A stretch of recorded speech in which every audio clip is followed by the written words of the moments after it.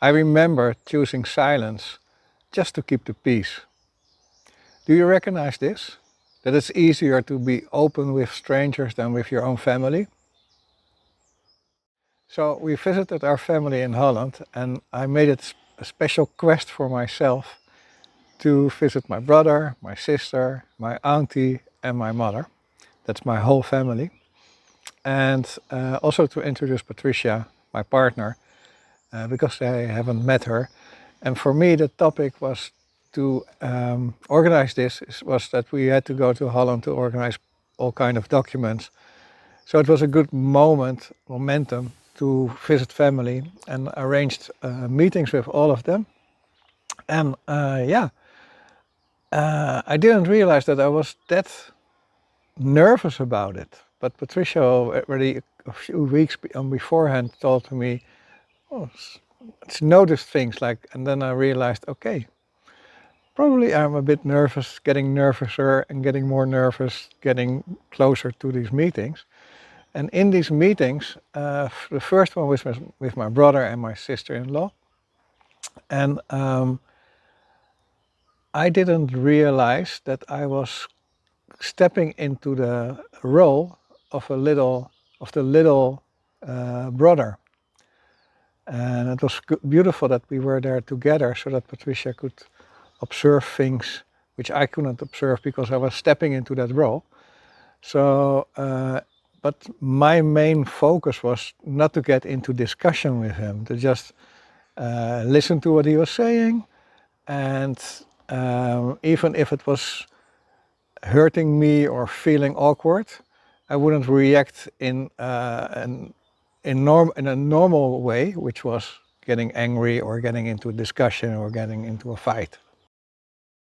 The armor I was wearing was the armor of being demanding recognition, demanding being seen, and demanding being heard, listened to.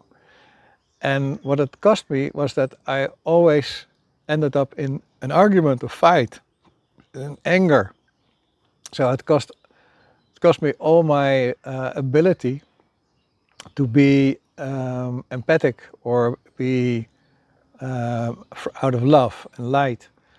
So I stepped into a role of being dark and angry.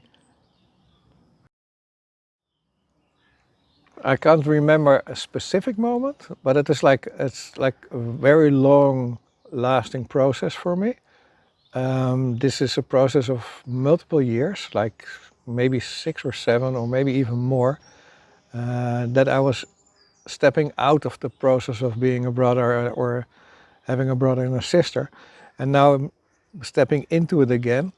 So by stepping into it again, I realized that I needed to change something, and they don't change, so I have to change. So I was searching for where would that change be, and the, the change for me was from compassion and empathy.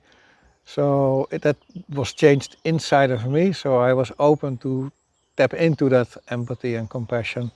So it's not a specific moment, but it was like a gradual. The realization that you are able to sit in a situation where you are not at ease, where you are like walking on eggs, but you can manage it, you can move it, you can do that. So it's like that realization gives you a lot of power, gives you a lot of strength, and it makes it even easier to continue moving into that empathy. So it becomes like a joyful moment, even though you don't get whatever your mind brought in that you needed to get from that meeting. It was like a good meeting. It's the realization that vulnerability is bringing a lot of power. It's like the armor I used to carry was like of anger, of fight and battle, and now being unarmed is being even more powerful as an armor. So I'm more in my own strength, in my own power, and I'm not distracted by not important things, because they're not important. They're just distractions to get you out of your energy. And now it's like I'm sitting in a conversation with my brother, my sister, my auntie, or my mother, and I'm able, not always, I'm learning, but I'm able to maintain my peace and maintain my love for them and for whatever is talked about, so that I can stay in my own energy, and that's power.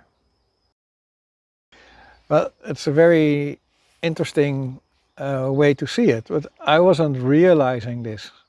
Only when I'm talking about it like now, I realized that it was those changes were brought there.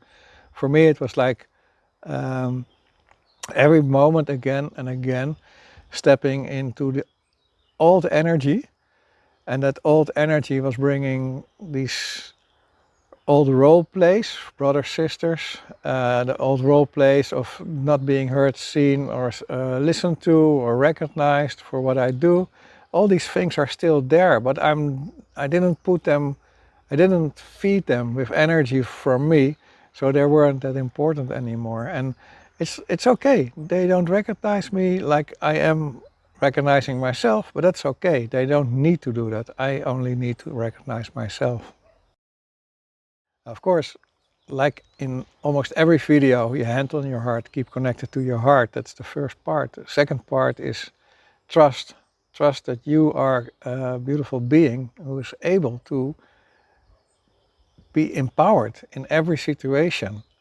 As long as you're connected to your heart and you trust that everything is perfectly orchestrated, you will find the right words, the right moves, the right way to be in a situation. And you will grow into that. Aho.